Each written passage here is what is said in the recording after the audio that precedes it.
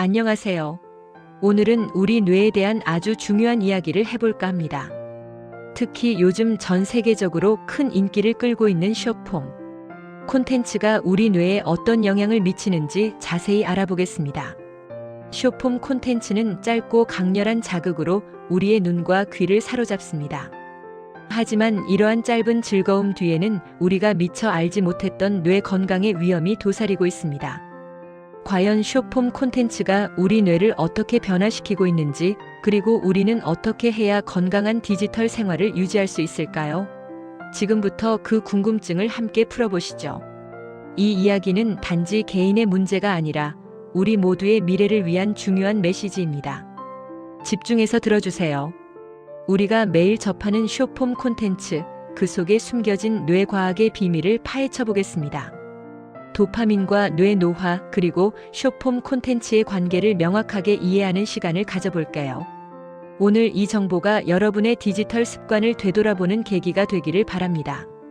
먼저 도파민에 대해 이야기해 보겠습니다. 도파민은 우리 뇌에서 분비되는 아주 중요한 신경 전달 물질입니다.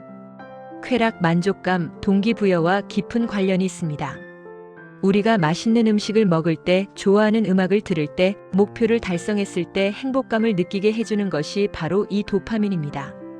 즉, 도파민은 우리가 삶의 즐거움을 느끼고 목표를 향해 나아가도록 돕는 핵심적인 역할을 합니다. 그런데 숏폼 콘텐츠는 이 도파민을 아주 쉽게, 그리고 빠르게 분비시키는 강력한 도구입니다. 짧은 영상 안에 강렬한 시각적, 청각적 자극이 끊임없이 이어지기 때문입니다. 수많은 숏폼 영상들은 다음 영상으로의 전환이 매우 빠릅니다. 이는 마치 무언가를 기대하게 하고 그 기대가 충족될 때마다 도파민이 터져나오게 하는 구조입니다. 이러한 빠른 보상 시스템은 우리에게 즉각적인 쾌감을 제공합니다. 하지만 문제는 여기서 발생합니다. 도파민이 과도하게, 그리고 너무 자주 분비되면 우리 뇌는 이에 대한 내성이 생깁니다. 즉, 같은 수준의 자극으로는 더 이상 쾌감을 느끼기 어려워진다는 뜻입니다. 더 강하고 더 자극적인 것을 찾아 헤매게 되는 것이죠. 이는 중독으로 이어질 수 있는 아주 위험한 메커니즘입니다. 카지노의 슬롯머신이나 마약 중독과 유사한 뇌 반응을 유발할 수 있습니다. 숏폼 콘텐츠가 제공하는 강렬하고 즉각적인 만족감은 뇌를 끊임없이 자극합니다. 결국 우리는 더 많은 숏폼 콘텐츠를 소비하고 싶은 강한 욕구를 느끼게 됩니다. 일상생활에서의 작은 즐거움이나 성취감으로는 더 이상 만족하지 못하게 되는 악순환에 빠질 수 있습니다. 숏폼 콘텐츠에 익숙해진 뇌는 일상적인 자극에 무감각해집니다.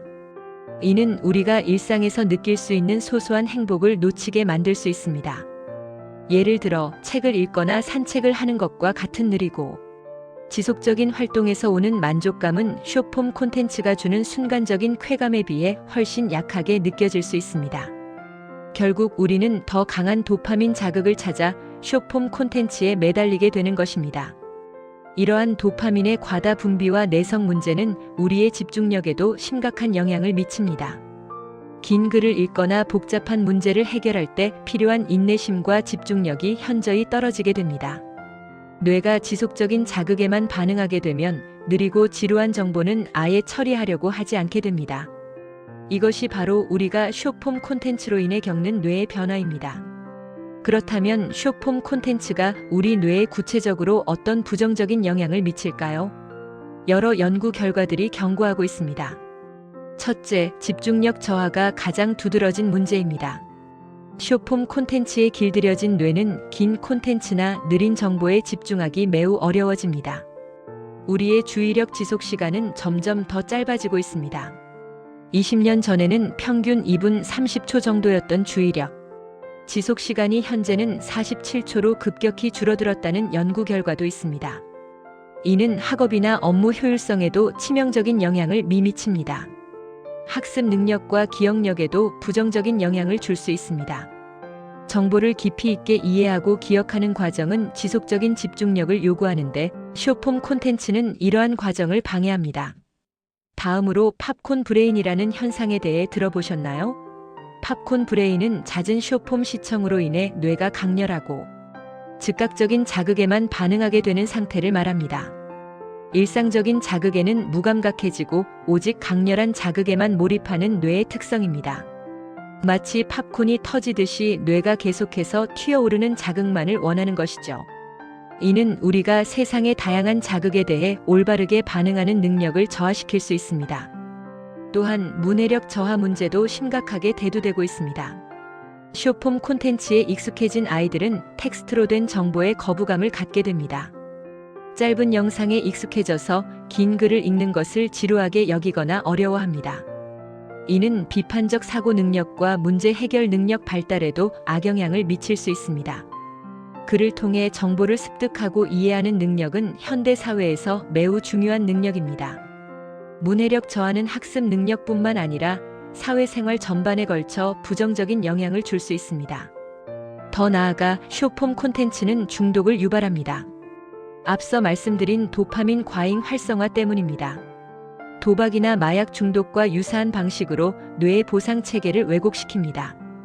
끊임없이 새로운 콘텐츠를 소비하려는 강력한 욕구가 생기고 숏폼 시청을 멈추기 어려워집니다.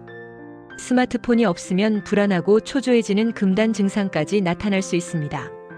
마지막으로 장기간 숏폼 콘텐츠에 노출되면 뇌 기능 자체가 저하될 수 있다는 경고도 있습니다. 특히 기억을 담당하는 뇌의 중요한 부위인 해마의 기능이 저하될 수 있습니다.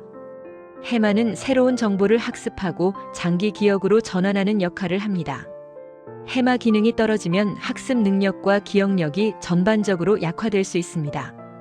이는 단순히 집중력이 떨어지는 것을 넘어 뇌의 구조적인 변화를 야기할 수 있는 심각한 문제입니다. 결론적으로 숏폼 콘텐츠의 과도한 사용은 우리 뇌의 다각도로 부정적인 영향을 미칩니다. 집중력, 기억력, 문해력, 그리고 뇌의 전반적인 기능까지 위협할 수 있습니다.